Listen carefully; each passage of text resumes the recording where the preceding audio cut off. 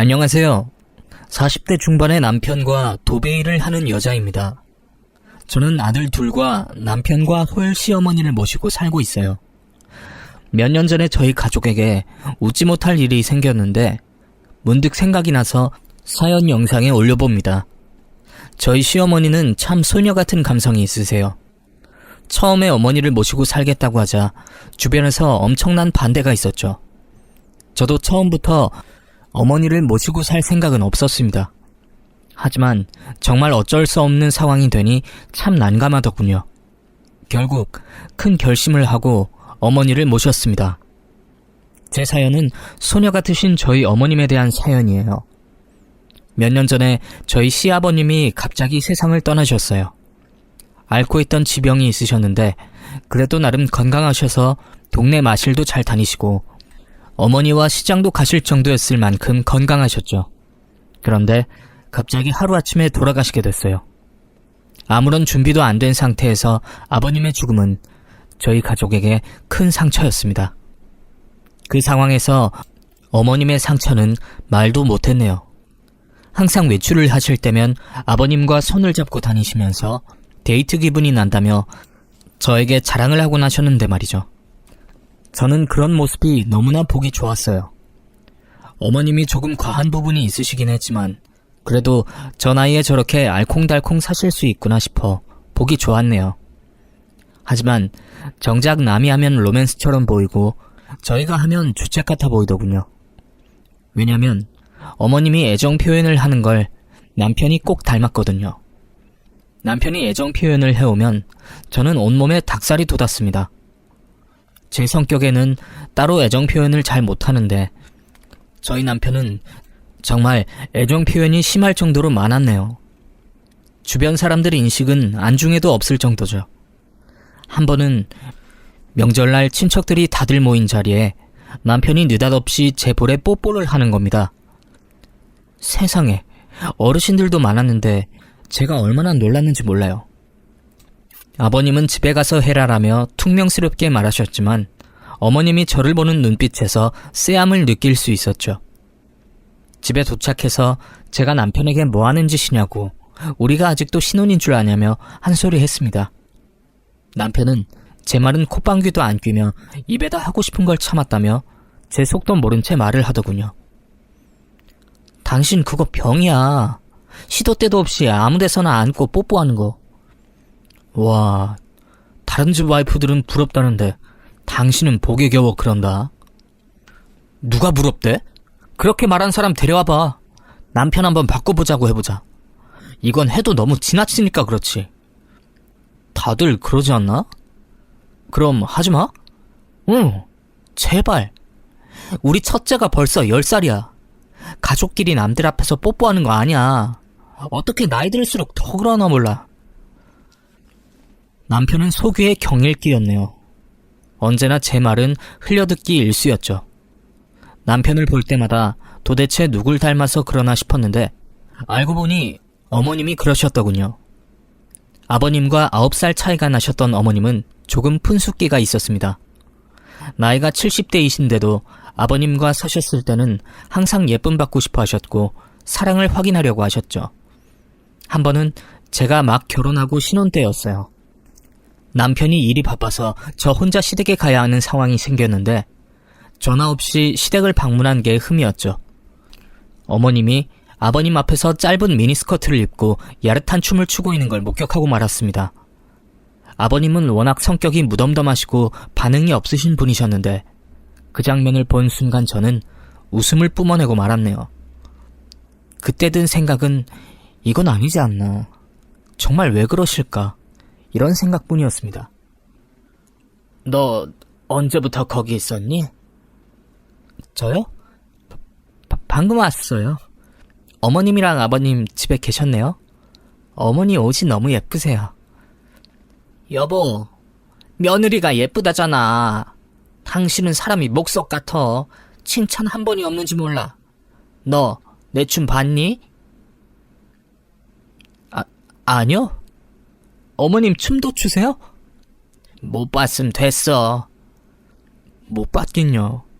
다 봤지만 아무것도 못 본 척 애를 쓴 기억이 납니다. 하지만 한동안은 어머님을 볼 때마다 어쩔 수 없이 터져나오는 웃음을 막지는 못하겠더군요. 섹시한 웨이브라며 추시는 것 같은데 저도 춤을 잘 추지는 못하지만 어머님보다는 좀 추겠다고 할 정도로 생각을 했던 것 같아요. 종종 이런 이벤트를 잘한다는 남편의 말을 듣고 신기할 따름이었어요. 어머니한테는 아버님에게 사랑을 구하는 나름대로 독특한 방법이라고 남편은 그러더군요. 이 외에도 어머님은 정말 어이없는 행동이나 상황에 맞지 않은 행동들을 한 적이 많았어요. 그럴 때마다 이상하게도 제 눈에만 보이는 게 저도 참 고역이었죠.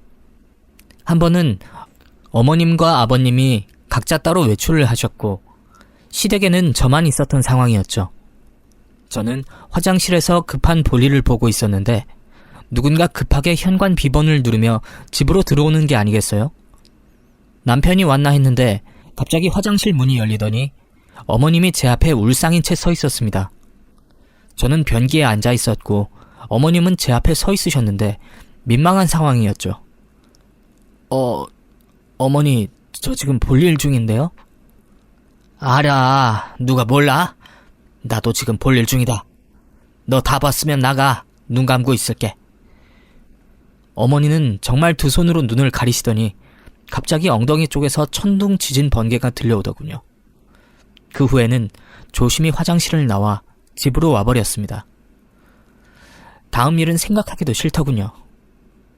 나중에 남편을 통해 들은 이야기로는 그날 모임 자리에서 식사를 하는데 어머님이 자꾸 배에 가스가 차더랍니다. 하지만 밖에서 큰일을 못 보시는 분이라 참고 참다 도저히 안 될 것 같아 집으로 달려왔고 집에 아무도 없다고 안심하며 화장실 문을 연 순간 제가 보였던 거죠. 절 본 순간 어머님의 괄약근은 힘이 빠져 결국 일이 터지고 말았다고 했습니다. 한동안 어머님은 저를 볼 수 없다며 피하시더니 몇 주 지나서야 괜찮아지신 건지 저를 아무렇지 않게 대하시더라고요. 그래서 저 역시 아무렇지 않게 어머님을 대했습니다. 하지만 결혼해서 그런 일을 함께 겪은 사이여도 시는 시자이고 딱히 절 예뻐하시는 분은 아니셨기 때문에 저도 쉽게 마음을 못 열었습니다. 그러다가 아버님이 갑작스럽게 돌아가시고 어머님이 같은 여자로서 안 됐다는 생각을 했었죠. 살아생전에 시부모님은 싸움한 적 없으시고 참 다정하셨는데 아버님의 죽음은 저도 받아들여지기 힘들더군요. 그런 아버님이 세상을 떠나셨으니 어머니의 상실감은 어떨지 저는 감조차 못 잡았습니다. 그 후 아버님이 돌아가시고 어머님은 큰 집에 혼자 못 있겠다며 아버님의 49제까지 남편에게 본가에 와서 자라고 할 정도였었죠. 아들, 엄마 도저히 그 집에서 혼자 못 자겠어. 일 끝나고 올래? 집사람도 있고 오늘은 집에서 자야 할 것 같은데. 엄마, 차라리 이사는 어때요? 그 집 혼자 사는 거 힘들면 조금 작은 집으로 이사해도 좋을 것 같은데. 그래서 지금 엄마한테 못 오겠다는 거야? 엄마가 지금 잠을 못 잘 정도로 무섭다니까. 이사는 나중에 하더라도 당장 오겠다고 해야지. 넌 엄마가 걱정도 안 되니? 알겠어요. 역시 우리 아들뿐이야. 엄마 오늘 한 끼도 입에 넣은 게 없는데 올 때 치킨 좀 사와. 처음에는 며느리로서 당연히 배려하고 이해했습니다. 남편을 잃으셨는데 제가 해드릴 건 없고 남편을 찾으실 때마다 보내드리는 일밖에는 없더라고요. 그런데 한번 남편과 지내다 보니 어머님이 습관적으로 남편을 부르는 것 같았습니다. 결국 아버님의 49제까지 매일 빠지지 않고 남편만 본가에서 지냈네요. 한 번은 어머님께 제가 가서 자드리겠다고 한 적이 있었어요. 그런데 어머님 반응에 정말 당황스러웠습니다. 어머님, 오늘 진우 아빠 김포로 출장 갔어요. 저녁 8시 넘어서 온다는 거 제가 오지 말고 거기서 자고 오라고 했거든요. 어차피 다음 날도 김포에서 일해야 해서요. 대신 오늘 밤은 진우 아빠 대신에 제가 가서 자드릴게요. 내가 너랑 왜 잠을 같이 자니? 됐다. 너도 참 웃기다. 같은 아들 키우는 엄마인데 내 마음을 그렇게 모르겠니? 내가 아들한테 전화해 볼 테니까 끊어봐. 아니 어머니, 진호 아빠 하루 종일 아파트 도배일 마느라 힘든데 여기까지 또 언제 와요? 그러지 마시고 제가 맛있는 거 사서 지금 갈게요. 30분이면 도착하니까 저희 맛있는 거 먹으면서 오늘은... 아이고, 징그럽게 왜 그럴까? 난 내 아들이랑 잘 거야. 내 아들 내가 알아서 할 테니까 너는 네 아들들이나 신경 써라. 전 그런 의도가 아니었지만 어머님은 제가 남편과 본인을 못 만나게 하려는 거라고 화를 내시더군요. 순간 머리를 한 대 쿵 얻어맞은 듯 했네요. 제가 그렇게 징그러운 사람입니까? 저는 뭐 좋아서 시어머니랑 자겠다고 한 건 줄 아시는지. 저 역시 큰 마음을 먹고 어머니랑 자겠다고 한 건데 당연히 고맙다고 할 줄 알았던 어머니의 반응이 치를 떨며 거부하실 줄은 꿈에도 몰랐습니다. 생각하면 할수록 정말 기분이 나쁘더군요. 김포에 있는 신랑을 1시간 반 동안 차를 타고 기어이 본가로 오게 만들었습니다. 제 딴에는 정말 어머님을 이해하려고 많이 애를 썼다고 생각하는데 가면 갈수록 어머님의 푼수 같은 행동들이 이해가 가지 않았어요. 그저 답답할 뿐이었죠. 요즘 말로 도치맘이라든가 아들 바라기라는 말이 있는 것처럼 이건 정말 해도 너무한 듯했죠. 밤마다 아버님이 자신을 찾는다면서 아버님 닮은 아들에 집착을 하시는 건지 손주도 며느리도 다 필요 없고 아들만 있으면 된다며 가끔은 고집도 부리셨죠. 덕분에 아들들은 아빠를 한 달도 넘게 본 적이 없을 정도였어요. 어머님은 아버님이 돌아가신 후로 남편에 대한 애정이 더 커진 듯 보였습니다. 그 사이에 낀 저는 어머니에게 그저 불청객이었죠. 어머니, 아버님 일은 상실감은 알겠는데 요즘 들어 당신한테 너무 집착하는 것 같아. 애들도 아빠 얼굴 보기 힘들다고 난리야. 조금만 참자. 죽은 사람은 말도 없다잖아. 엄마 지금 혼자서 힘들 거야. 애써 밝은 척 하셔도 아버지가 많이 그리우실 텐데. 당신이 이해해줘라. 내가 모르는 것도 아니고 아는데 벌써 1년이 넘어가는데도 같으시니까 당신만 찾으시는 게. 한 번은 정말 어이없는 사건이 있었습니다. 일이 없는 날 남편이 저에게 심야 영화를 보러 가자며 옷을 입고 나오라는 말을 하더군요. 그동안 어머니만 챙긴 게 미안했는지 단 둘이 영화를 보자는 거였어요. 그런데 첫째에게 영화관에 다녀오겠다는 말을 하고 나서는데 어머님에게 전화가 오는 거였습니다. 아버님이 꿈에 나타났다며 자신을 꼭 껴안아주며 사랑한다고 말을 했다고 하시더군요.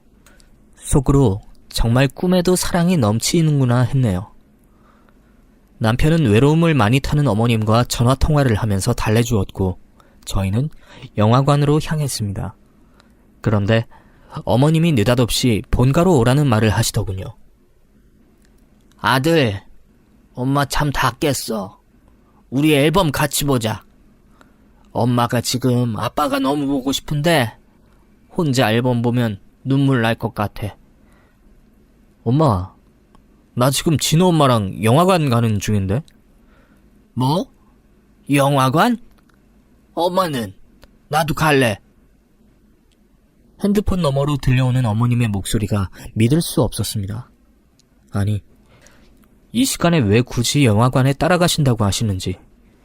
남편은 너무 늦었다며 말렸지만 어머님은 한 고집 하셨기에 저희 부부는 어머니를 꺾지 못하고 본가로 차를 돌려내요. 어머님은 밤 9시에 곱게 화장을 하고 저희 부부를 기다리고 있더군요. 어머니, 화장까지 하신 거예요? 그냥 가셔도 되는데. 얼마 만에 영화관이니? 나 지금 너무 설레는 거 있지? 근데 너희들 뭐 볼 거야? 엄마는 잠 못 자니까 무서운 건 싫고 로맨스 보자. 근데 이렇게 늦은 밤에도 영화를 보여주나 보지? 어머님은 남편 옆인 조수석에 딱 자리 잡고 앉으셨고 저는 뒷좌석에 앉아 영화관으로 향했습니다. 그런데 더 어이없는 일들이 일어났네요. 보통 시어머니와 영화관에 가면 다들 어떻게 자리를 앉으시나요? 물론 시어머니와 남편과 셋이 영화관에 가는 가족도 딱히 흔하지는 않을 것 같지만요.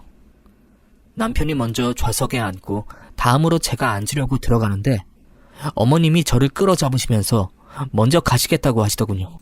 내가 먼저 가마. 나도 아들이랑 영화 좀 보자. 네? 할 말을 잃고 말았습니다. 제가 마치 두 사람에 낀 불청객 같았죠. 그냥 말로 하셔서 아들 옆에 앉겠다고 하면